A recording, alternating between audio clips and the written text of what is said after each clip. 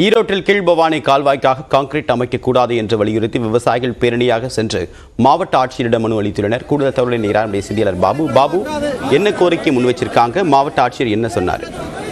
வணக்கம் தேவப்பிரியன். ஈரோடு கீழ்பவானி கால்வாயில் தமிழக அரசின் சார்பில் சுமார் 720 கோடி ரூபாய் மதிப்பீட்டில் காங்கிரீட் திட்டம் அமைப்பதற்காக பணிகள் நடைபெற்று வருகின்றன.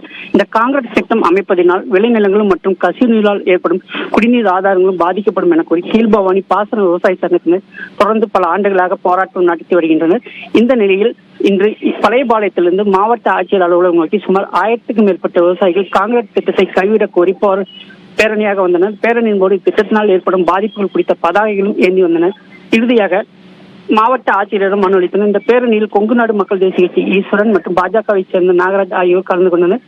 மனுவை பெற்றுக்கொண்ட மாவட்ட ஆட்சியர் இது குறித்து உரிய நடவடிக்கை எடுப்பதாகவும் உறுதியளித்துள்ளனர். தேவப்பிரியன், உங்களுடைய விரிவான தகவலுக்கு நன்றி பாபு.